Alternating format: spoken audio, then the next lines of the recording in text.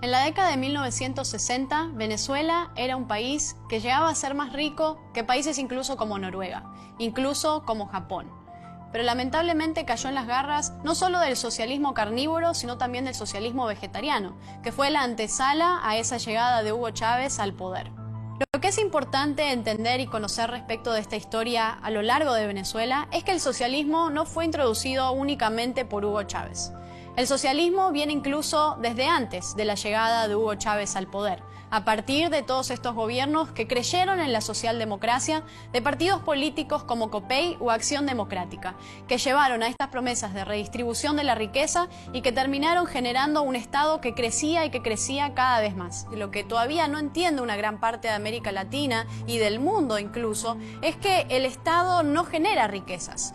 El Estado, para poder dar todos esos subsidios y poder hacer todas esas promesas populistas, necesita sacarle el dinero a alguien más. Tiene de alguna manera tres formas de conseguir ese dinero con el que va a hacer el populismo. Una, por supuesto, es la deuda, que la deuda nunca es buena para el país. Otra manera, por supuesto, son los impuestos, que terminan siendo una manera de asfixiar a los que contribuyen o un castigo al éxito, o de alguna manera los impuestos se han convertido en un robo a lo largo del mundo y de América Latina. Y otra, por supuesto, es la emisión monetaria, una emisión monetaria a partir de un banco central que siempre deriva en inflación, porque esa es la consecuencia primera de la emisión monetaria. Una vez que llega Hugo Chávez al poder, en el primer año de mandato toma ciertas decisiones para, por supuesto, avanzar y exacerbar todas las medidas que se habían tomado a lo largo de la historia venezolana, pero además agregarle un componente extra, el componente de la revolución bolivariana que venía con la cuestión previa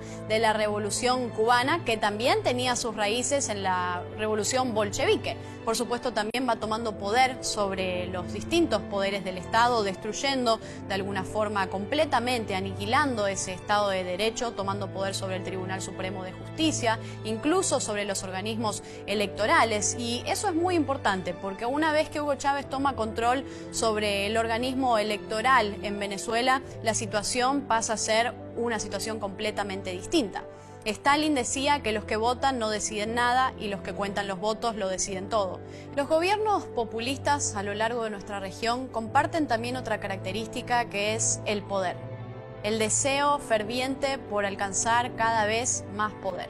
Pero no solamente eso, también buscan mantenerse en el poder y además enriquecerse a partir del poder. Otra de las primeras medidas que toma Hugo Chávez es el intercambio de más de 60.000 barriles de petróleo en el primer año de gobierno con Cuba. Cuba, después de que recibe esos 60.000 barriles de petróleo, envía a Venezuela todo el aparato de inteligencia que forma parte del G2 cubano.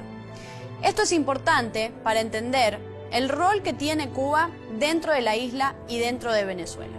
Por supuesto, a partir de la toma del petróleo y de los recursos naturales y de las riquezas que tiene el territorio venezolano y que estaban en ese momento en manos del Estado y que estaban entonces bajo el poder y la decisión de Hugo Chávez, podemos ver la destrucción que hace sobre todo este tipo de recursos y todo este tipo de sistema a lo largo del territorio. En el año 2013, Hugo Chávez finalmente muere. Lo que hay que entender es que si Hugo Chávez seguía vivo, iba a pasar probablemente lo mismo que está sucediendo ahora. Venezuela es un país que hoy está tomado por las peores mafias criminales del hemisferio, por las peores mafias criminales de todo el mundo.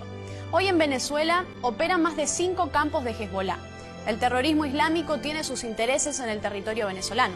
Lo mismo sucede con las guerrillas marxistas de la FARC o incluso del ELN. Hoy, más del 70% del territorio venezolano está en manos de todas estas mafias y en manos de todos estos criminales. Venezuela, para salir de esta crisis terrible que está padeciendo después de estas 2 décadas de chavismo, tiene que entender que la solución es el liberalismo. La solución para Venezuela va a ser la libertad. Van a ser los mercados libres, la apertura económica, el capitalismo, las libertades individuales, el Estado de Derecho, la igualdad ante la ley y además la consolidación de la propiedad privada.